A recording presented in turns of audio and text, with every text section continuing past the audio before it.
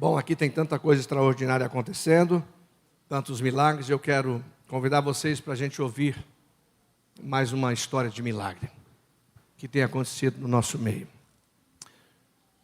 João Marcos, por favor, amado do meu coração.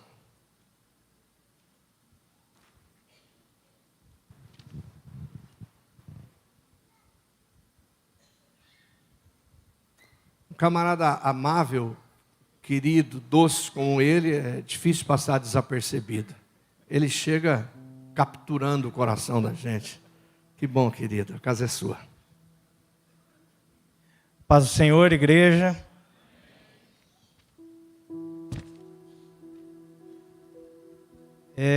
Todos aqui eu acho que participaram do meu testemunho quando eu saí da UTI. E assim, aquele lá foi uma parte da história.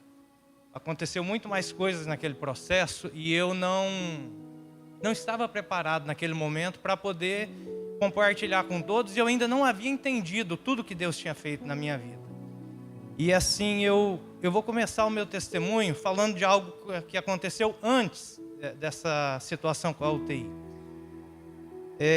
Eu quero começar falando por uma palavra bem desagradável. Ela se chama desgraça. O significado dela, né, a perca das graças, das boas relações que se tem com Deus. E eu parti por uma trajetória que eu me distanciei de Deus. Alguém me convidou para ir até uma benzedeira para simplesmente levá-la até lá. E estando lá, essa benzedeira não era só uma benzedeirazinha dessas de criança. Ela recebia, ela incorporava algumas coisas meio complicadas. E aconteceu que eu estava lá e ela mudou a voz, as coisas, e eu estava curioso saber o que era aquilo. E acabei dando espaço e fui escutando, ouvindo o que falava. E falaram muitas mentiras, como se eu tivesse uma herança com aquilo, que eu tinha uma predestinação àquilo. E assim, eu sempre fui de igreja, não era dessa igreja, participava em outra, né? E mesmo assim eu acabei me desviando. Então, aconteceu que assim, naquele processo ali, as coisas começaram a dar errado na minha vida e eu custei para entender que aquilo estava acontecendo como uma consequência dos maus passos, de eu ter me afastado de Deus. E Deus é tão bom que aí agora começa o significado da palavra graça. Que graça é um favor que não é merecido, ainda mais de quem abandonou, de quem foi procurar outros meios. Mas Deus é tão bom que havia uma colega minha que a mãe dela participava de um grupo de oração. E durante o grupo lá, a missionária foi na mãe dela e falou assim: tem um menino que vai na sua casa e ele está numa situação muito complicada. Você precisa trazer, a sua filha está indo num culto de libertação e precisa levar esse rapaz até lá. E lá naquela benzedeira, eu cheguei até a comer algumas coisas. Por exemplo, chegava lá às vezes um dia, o som estava alto e ela fazia tipo uma feijoada. E você às vezes nem percebia quando ela estava incorporada ou não. Mesmo não gostando daquilo, por educação ainda acabava comendo um pouco. Daqui a pouco vocês vão entender aonde chegou isso daí. Então eu comecei primeiro foi uma luta eu aceitar entrar em uma igreja evangélica. Eu não era evangélico. E aí quando eu cheguei na porta dessa igreja aqui em Rolim de Moura, a pastora estava lá dentro da igreja cantando. E eu cheguei na porta e eu não conseguia entrar. Algo dentro de mim era repelido. Era um combate, era algo muito estranho. Só que essa minha colega me arrastou, me levou para dentro.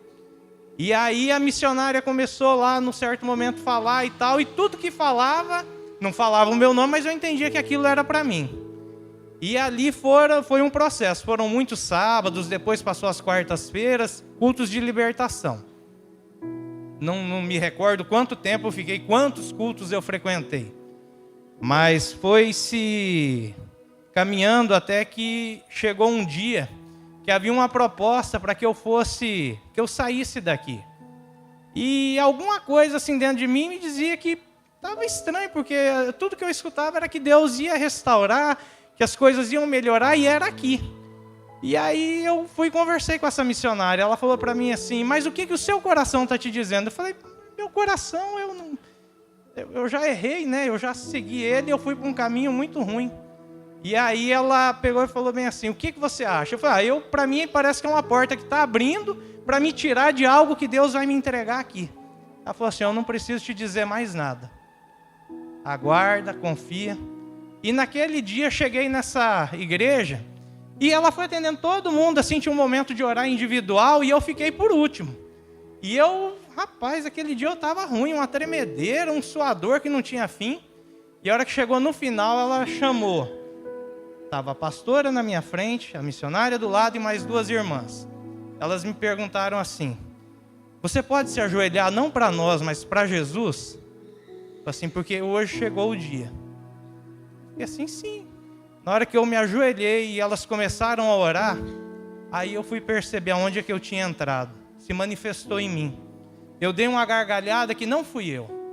Aquilo estava dentro de mim. Mas Deus é tão bom que naquele momento foi feito as orações, as intercessões, e Deus me retirou daquele cativeiro que eu entrei. Alguém foi usado para me levar até lá, mas quem foi participar lá fui eu não fui obrigado. E Deus foi tão misericordioso comigo que Ele retirou tudo aquilo. E naquele momento, a irmã falou para mim bem assim, você aceita Jesus? Eu falei, é claro, eu sou de Jesus. E aí começou um processo de restauração na minha vida. Foi voltando emprego, relacionamento, as coisas começaram a dar certo. Só que havia um problema muito grande comigo com relação ao batismo. Eu não aceitava, porque eu acreditava que eu já era batizado. E eu não aceitava ser batizado novamente. Para mim era um pecado que eu ia cometer. E nessa luta, o que eu aprendi na igreja lá, foi me servindo porque assim, eu passei a ler a Bíblia, eu parei de usar intercessores, eu entendi o que quer dizer o véu se rasgou de cima a baixo, e agora a gente tem livre acesso a Jesus Cristo. Foi ali que minha vida começou a mudar, mas ainda continuava lá na outra igreja, porque eu achava que não era o certo me batizar, né? Passou-se um tempo, e assim, fui aperfeiçoando, comecei a ler a Bíblia, era um capítulo por dia, isso eu mantenho até hoje, eu já li a Bíblia algumas vezes, e tenho seguido para, uma forma de se nutrir e aprender. Às vezes eu leio alguma coisa ali hoje que eu acho que não entrou na minha cabeça, eu não recordo. Mas depois, já estando aqui dentro, chegou tantas coisas que começam aqui e aquilo já está aqui dentro. Só estava guardado. Eu achava que até que aquilo lá estava sendo quase que perdido. Mas Deus é tão bom que Ele foi me renovando, foi cuidando e tudo foi me deu um sonho, que era o de trabalhar como operador de máquinas, me aprovou num concurso do Estado, trabalho lá até hoje, me devolveu o meu relacionamento, estou há 7 anos agora casado com a Amanda, mas a gente tem um relacionamento desde 2005, e assim, as portas começaram a se abrir. Quando chegou em passaram-se 11 anos, quando chegou em 2021, chegou o Covid. E o Covid, naquela época que eu peguei, que foi em junho, ele estava matando. E aí, eu estava em casa e comecei a piorar muito. E aí, a minha esposa, a gente viu que a minha situação, meu pulmão estava muito comprometido, e a gente foi para Cacoal. Eu fui para Cacoal achando que eu só iria tomar um soro e tomar um remédio para dormir, que era o meu problema, eu não conseguia dormir. Estando lá, fiquei, eu acho que mais ou menos 1 dia, 2 no quarto, já tive que ser levado para a UTI. O quadro piorou muito rápido e não tinha o que fazer se não fosse isso, porque a minha respiração estava tão acelerada que eu estava a ponto de ter um infarto, estava muito acelerado. E aí, a única maneira que conseguiram de me desligar foi na hora que entubou, porque a anestesia é muito forte. Eu desliguei daqui, da terra. Só que aí começaram os sonhos. Aí às vezes você pode pensar, mas é sonho, né? É algo assim que a cabeça assim. Eu fiquei 25 dias na UTI, 10 dias com o tubo. Fez a tráqueo, com mais 2 dias eu acordei e comecei a ficar acordado. Nesse tempo que eu fiquei apagado, minha mente não se desligou. E eu comecei a ter sonhos. Eu tive 2 sonhos onde eu fui sepultado em cima de um altar. Como era na minha igreja, tinha o lugar ali onde o sacerdote ficava, abria-se ali o buraco ali e tal, e colocava primeiro enterro meu em Cacoal, e eu fui. Segundo enterro meu em São Paulo, tentando. E eu conto isso para vocês assim, vendo isso na frente dos meus olhos. Eu não esqueço de nada, de nenhum detalhe disso tudo que aconteceu. As enfermeiras hoje me contam que elas chegavam lá e olhavam para mim e falavam bem assim: até a tarde esse aqui não vai ter jeito, hoje ele vai. Chegava à tarde eu não morria, falava assim: amanhã de manhã, porque só está piorando e não... O que vai ser? Só Deus, né? Aí, acordei com tráqueo. Acordei como um vaso vazio. Eu estava vegetativo. Voltei, ficava com o olho meio aberto, mas vazio. Não havia aquela melhora significativa. E aí tinha lá dentro dessa UTI um enfermeiro que tinha passado a mesma coisa que eu, e ele já havia se recuperado e estava trabalhando de novo. Ele chegou em mim, pegou na minha mão e falou assim: ô meu irmão, não desanima. Você é cristão? Aí eu balancei a cabeça, porque com tráqueo a gente não fala. Ele falou bem assim: a TV só ficava ligada lá na Globo e era jornal e novela o dia todo. Ele falou: posso colocar uma playlist minha aqui, que é de música cristã? Balancei a cabeça, sim.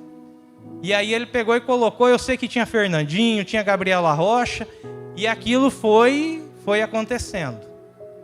Aí, no meio daquele processo, aquelas músicas, não sei quantas horas foram, ali eu senti o meu peito encher novamente. O sopro da vida começou a voltar para mim. Eu não era mais uma caixa vazia, um vaso vazio. Deus estava me enchendo novamente. Num desses sonhos, eu fui levado a um alto de um monte, e havia uma senhora morena com a roupa branca que girava.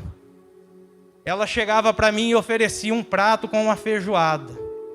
E falava para mim: coma. Eu virava a cara: meu Deus do céu, não. Como eu não aceitava, eles me soltavam tipo num brejo e começavam a me perseguir.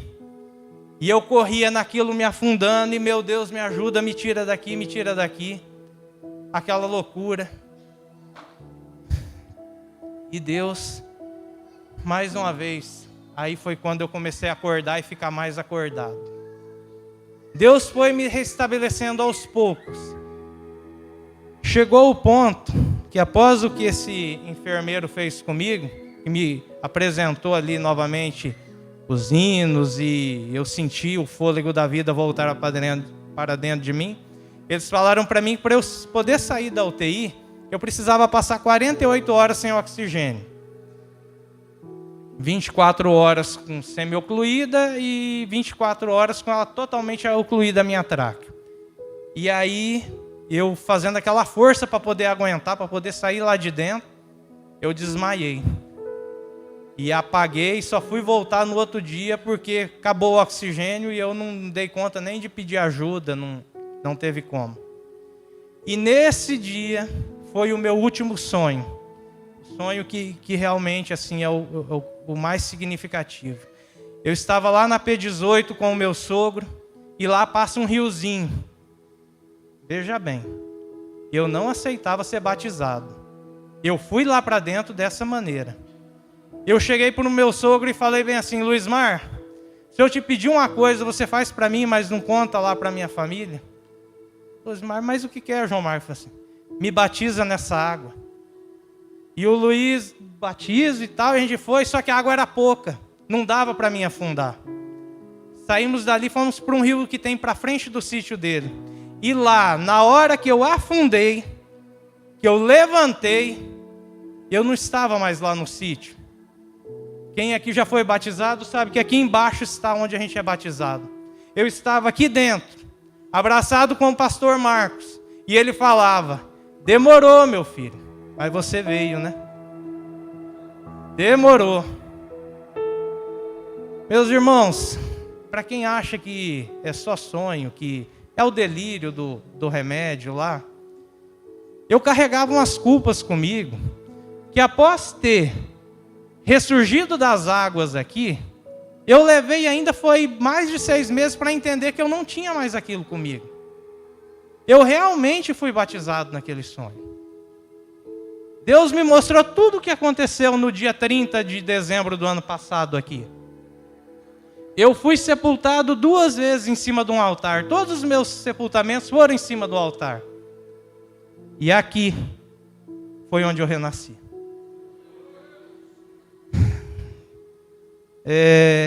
E aí eu volto, né? E volto com isso tudo na minha cabeça. E agora, meu Deus, isso é delírio ou o que é? Porque todo mundo, não, você estava doido, sua cabeça não funcionava. Então eu comecei a ficar esperando, falei, alguém vai chegar em mim e vai me revelar essas coisas. Quando chegava alguém que era, é um pastor que está vindo ali, eu já ficava bem assim para ver se ele olhava para mim e chegava e falava alguma coisa. É uma missionária, eu já ficava assim, quem sabe é hoje. Mas Deus já tinha colocado tudo aqui dentro, só que eu não conseguia ver. Aí, fiquei aqui e fiquei indo na minha antiga igreja. E eu comecei a passar muito mal lá. Eu entrava dentro da igreja e eu comentei com um colega meu de serviço. E ele falou bem assim, rapaz, você não está entendendo? Deus está te mostrando que não é lá. Você tem que achar o seu lugar. Eu ficava, mas como eu vou sair? Eu não sei para onde eu vou. Mas eu assistia esses cultos aqui, todos ali por aquela câmera. Segunda-feira eu levantava, enquanto eu fazia o café, eu assistia metade do culto. Na segunda-feira, a outra metade na terça. Primeiro para ouvir os louvores, depois para ouvir a palavra do Senhor, a pregação. E Deus foi trabalhando, que eu fiquei de uma forma assim onde eu estava. Se eu não ia, me sentia mal por não ter ido. Se eu ia, me sentia mal por estar lá. Até que eu fui na casa do presbítero Iragildo, expliquei isso tudo para ele. E aí eu falava, porque uma coisa que eu não conseguia entender, por que eu estava sendo sepultado em cima do altar.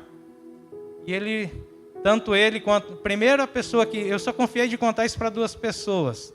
Quer dizer, para 3, né? Minha esposa eu tinha já contado, mas eu contei para a Duda. E a Duda e o Iragildo, sem saber um outro, eles me falaram a mesma coisa. Você não entendeu? O seu ciclo se encerrou. Você vai começar um novo ciclo. E depois, um certo dia aqui dentro da igreja, já quando eu olhei para o altar aqui, eu fui entender por que eu fui sepultado em cima de um altar, para poder renascer novamente em cima de um altar.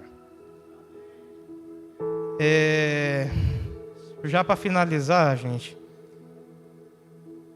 na UTI eu não sabia se um dia ainda eu poderia tomar um copo d'água, andar, tomar banho no chuveiro, comer na mesa, trabalhar, principalmente respirar sem os aparelhos. Eu levei 30 dias para conseguir escrever meu nome. Eu levantava e dava uma volta na casa e eu precisava ficar deitado 3 horas. E hoje, eu respiro sem ajuda de nada. Todos os pneumologistas que eu vou, eles falam bem assim para mim. Eu não consigo entender como você está vivo. Eu tinha gente com um pulmão muito melhor que o seu e está morto. Mas eu sei, esse pulmão que tem aqui dentro não é mais aquele. Eu realmente morri. Como aquelas enfermeiras esperavam lá, que elas ficavam, se doavam, faziam todos os médicos, aquela equipe se doou muito por mim. Mas dentro daquela ala que eu fiquei, só saiu eu vivo, em 25 dias. Sobreviveu eu e sobreviveu um outro menino na sala de baixo. Eu com 37 anos e ele com 27. Deus é tão bom que não há o que eu possa dizer para vocês. Tamanho desse amor. O que eu posso mostrar para vocês que toda vez que eu faço isso aqui, e o meu pulmão enche, não existe nada, nada que possa ser maior que isso. A gente tem que ter sonhos, a gente tem que almejar muita coisa, mas a gente tem que ser muito grato. Deus fez por mim assim, fez por um pecador o que eu não merecia. Eu não sou digno de tudo aquilo. De todas aquelas pessoas que acabaram morrendo lá, eu era para ter sido mais um daquilo.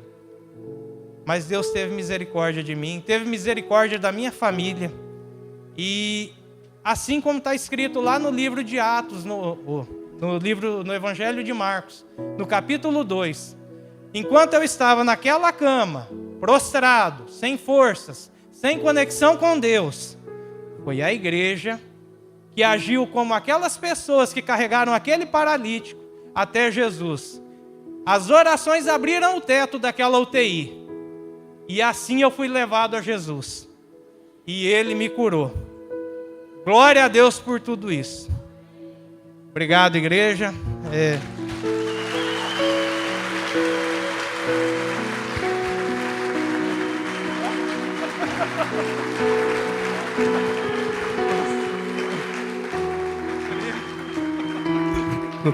Não treme não, rapaz.